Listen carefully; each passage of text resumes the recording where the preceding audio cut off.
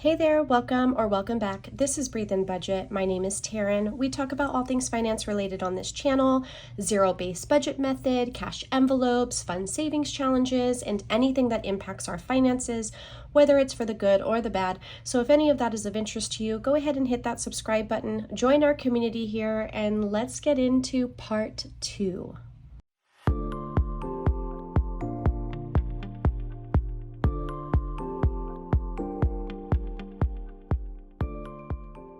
All right, so I'm going to go ahead and resume where I had originally filmed to go over holidays. I didn't split the video very good the first time. I just rolled with the recording and totally realized that I was recording for over an hour. So welcome to part 2. All right, up next is my holiday binder. I did update my dashboard. Let me show you.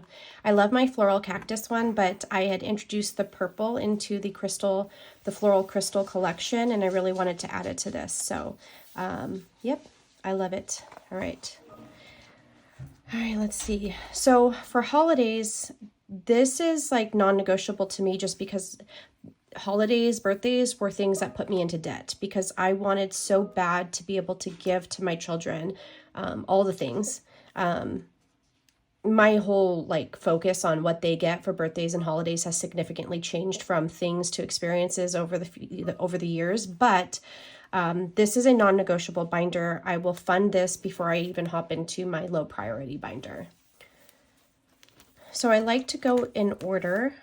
I was doing $10 a month last month, but I already have $150 sitting in a high yield savings account, $235. Normally my goal is $300, but I've said this before in videos. I'm adding more money and funds for my husband and I, for us to be husband and wife and not just mom and dad. So that's important to me. So I can't remember what I said I had, but let's say I make it a goal of 500. So that's 235 minus 235 means I need 265 by January, right? So I have August, September, October, November, December, January, 6 months divided by 6. Oh, I would need $45 a month. All right. Was that right? It had to have been. I don't think I messed up. So let me write Valentine's Day.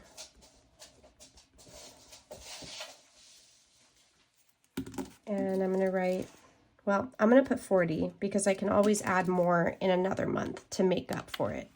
So I'm going to put 40 and really quick because I don't know if I'm contributing to every holiday, so I'm not going to write it out yet. Okay, so Valentine's Day is 40. Easter, I have 135, 300 minus 135. I need 165 in about 7 months. So I'll divide that by 7. So I would need about $24, but because I have the pet emergency that I need to contribute to, I'm just going to do $10. And I will add a significant amount another time. So Easter is going to get 10.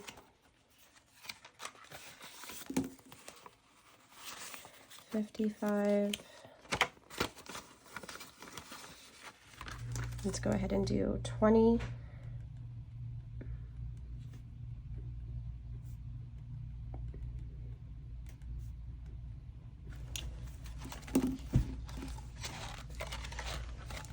I'm going to do 20 for both Mother's Day and Father's Day. Okay, 4th of July, we have to start saving for again. I'm going to put 75. We didn't get to go anywhere this year. I am really hoping that my time off request will not be denied next year. It's just seniority in my job that keeps me from getting that particular holiday. But I want to save for it just in case, and if I wind up using it for our anniversary, so be it. It's what we did this year, and I have no regrets. Okay, anniversary.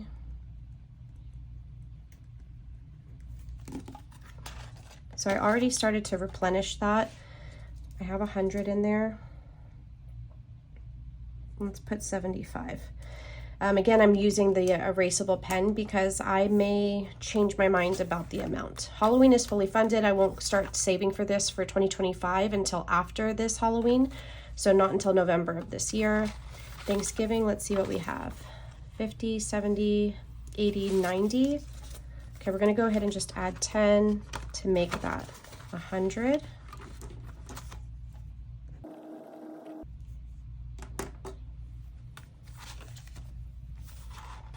Christmas, let me go ahead and start moving to the back.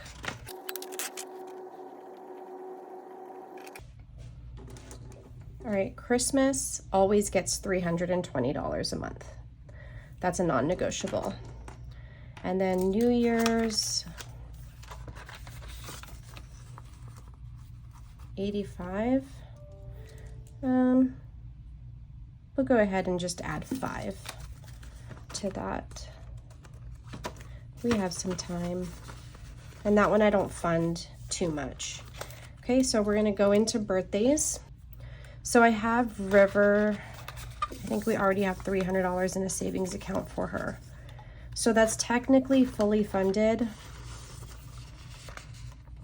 I might consider adding more, but right now I'm gonna focus on Sky and Harmony and my husband.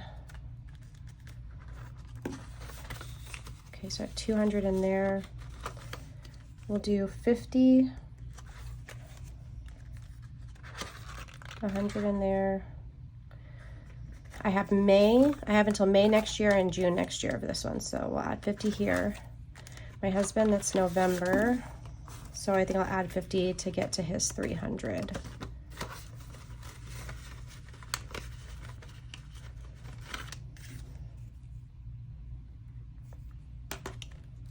And then my birthday's fully funded. That's in September, so I won't start adding to that again until October. Okay, so before I move into low priority, I want to do my savings challenges. Basically, for savings challenges, I have the 52-week and the bookmark.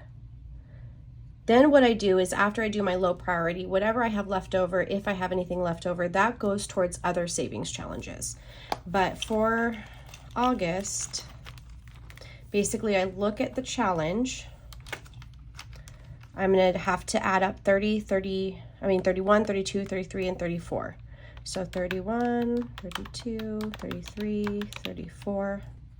I will need to save 130 for the 52 week.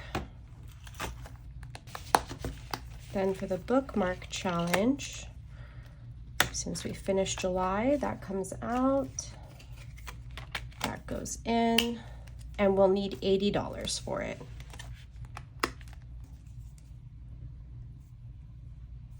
So I'm gonna leave room, but now I will go into my low priority.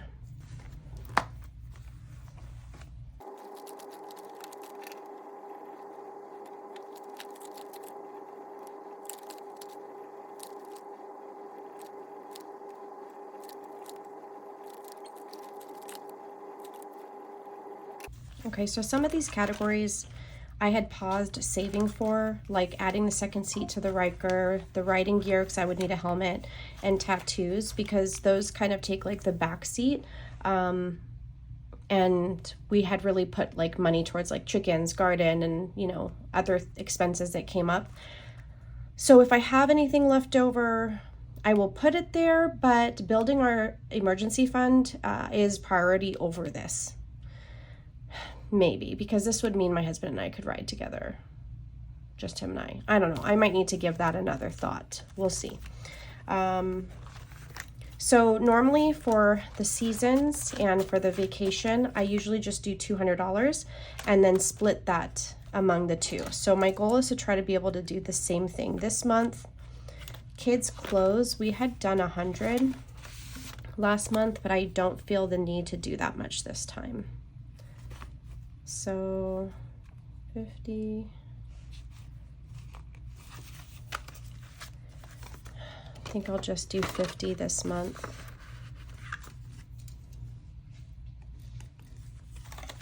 They're fully funded for their Taekwondo graduation. We're going to just do 25 like we did last time. Roth IRA, the goal is to be able to transfer 200 over. I don't pull cash for it anymore, so I'm actually going to get rid of the envelope, but it's here as actually a good reminder to fund it. My wellness, this is also to purchase like my yoga, but I decided it could totally expand to other things. I mean, obviously also to add things to the home gym if needed, but wellness is a variety of things. If I'm able to swing it, I want to add 100. We'll see. My clothes, 100, 20, 30, 40, 155, 56, 57. I don't think I'm buying anything anytime soon. So I think I'll add $5 to mine. 40, 150, 161. I'm going to add 40 to his, because once we start getting into fall and winter, he'll probably need to get new stuff. 20, 30, 40.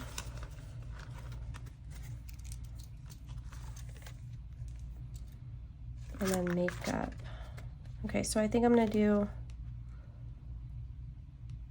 55. So 50 is going to go into hair and 5 is going to go into makeup. And then for streaming and annual memberships, I just do $10 each.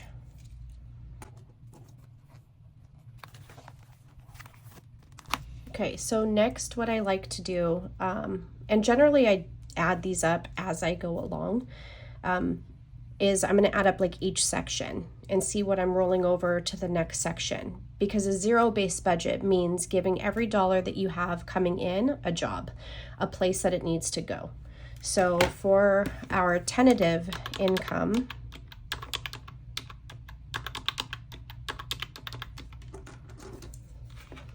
it should be $9,686. We are both full-time employed.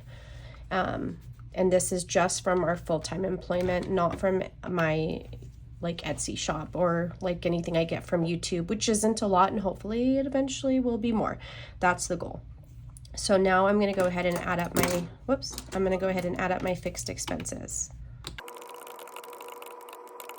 So 2,614. And I just realized as I was doing this that I needed to add for the pet emergency. So I'm going to add that right here. So I was going to take that 20. I'm going to see if I can put 75 back into it for this month. Okay.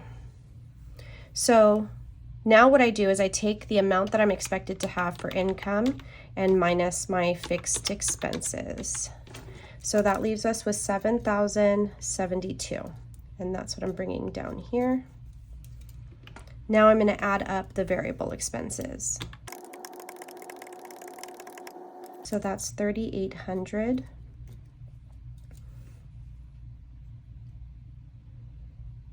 Which means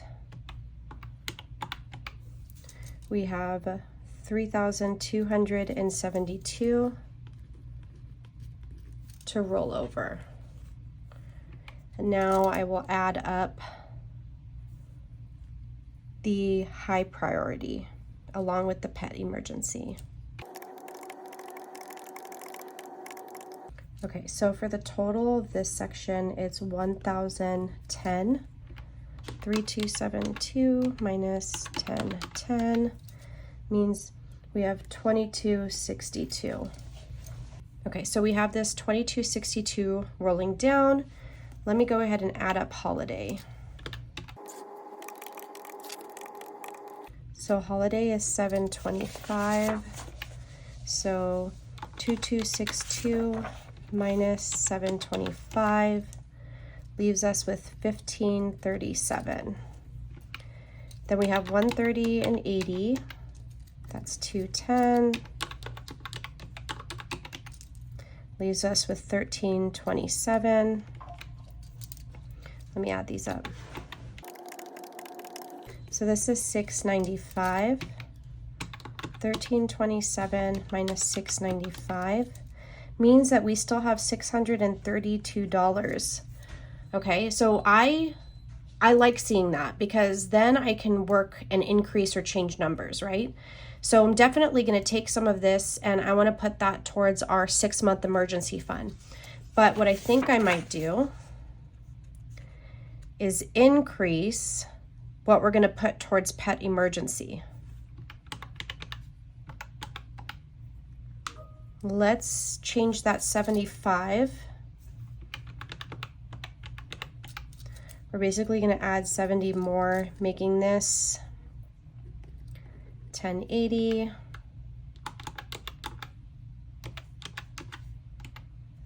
Making this number, see, this is why I use erasable, 2192, because it's basically going to be $70 less.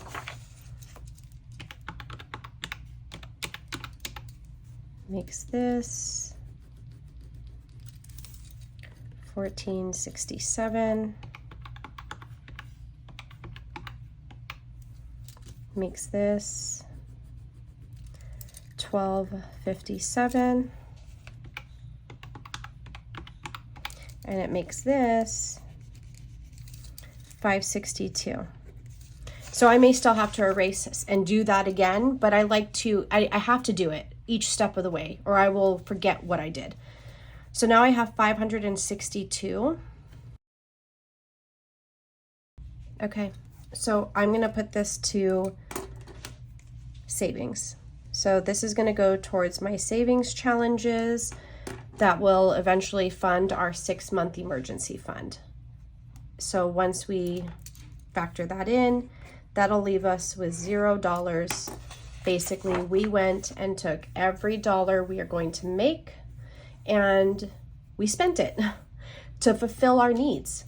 You know, make sure that we have all of our fixed expenses and our variable expenses funded, things that are high priority for us, holidays so that we don't go into debt for those things, you know, savings challenges and savings. So technically this month we'll do 562 plus this 210. 772 of our income is going to go towards savings challenges. And that's not, to me, that's not all that we're saving for, right? Like we're saving for all of this stuff. So technically 3,272 is going towards savings. All of these things are considered savings, sinking funds, things that we need to fund, right? So I'm happy with this. I like to just give it some thought, so I'll sit with it. And again, that's why I do the erasable pen. So if I do want to make any adjustments that I can. This is very intimate information I've shared with you guys, and it's going to be different for every household. Income is going to fluctuate. You might be a single income household. You might make more money than me. I've watched some cash budgeters that I know they're making a grip more than what they're cash stuffing, but they don't actually share their numbers. And I understand and respect why. And I also know that my mortgage is significantly less than most people. It just increased for the first time ever. I've actually had mine decrease several times, but it is now 800 and I don't know, like 60 or 70 something, but I just put 900. I pay a little bit more. So I put $900 to my mortgage a month. Yes, we have our car payment. So I do consider that debt. Our home is considered a debt. Our solar panels are considered a debt, but not a debt that I'm worried about because I would be paying this in like electricity, you know, if I wasn't paying for the solar. And I don't plan on moving anytime soon. And even if I did plan on moving, I would be keeping this property and renting it out.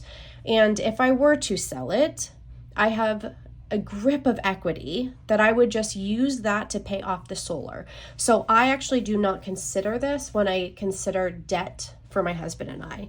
Right now, I consider our debt our vehicle and our house. And even the house is kind of like, do you consider that a debt or not? And my interest rate is like a 2.75, which doesn't happen anymore. So we have a good thing there, and I don't want to mess with it. I might ramp up paying off the car. I have considered it. If I do that, we would have to reduce in other areas. But I don't know. Our interest rate is so low. It's like 2 point something on the car as well. It's not a high interest rate. I don't know. It's through my credit union. I'm not really sure. Right now, I've been very big on trying to do the savings challenges to build our emergency fund because I feel like it's so important to have that just in case. Just in case. So yeah, that's pretty much it. That's how I create my budget. Now, this is my monthly overview, and then what I do is every week I sit down and I will do my budget per each paycheck. Like, how much am I going to put towards savings from this paycheck? How much am I going to put towards variable expenses from this paycheck? And I basically will split all this up amongst the 4 paychecks. That's basically how I do that. But this is the monthly overview. So hopefully this was, educational and helpful. Oh, and let me just make note, because this Roth, this is a transfer. I don't pull cash for that. So I'll just make note of that. So yeah, that's it. Hopefully this was helpful. And because I realized it after the fact that this was over an hour video, what I think I'll do is somewhere in the middle split and do a voiceover and have a part 1 and part 2. So hopefully I figured that out. And by the time you're watching this, you're not completely mad about how long the video is. I just thought it was really important. I haven't done a budget with me since April, and I thought it was important to do one. So thank you so much. If you haven't already, we would really appreciate it if you would like the channel, subscribe. Like this video, subscribe to the channel, comment, that just means the world to us. And again, our goal is to make this another source of income, is me bringing you content every week. So thank you guys so much, and happy budgeting. Bye.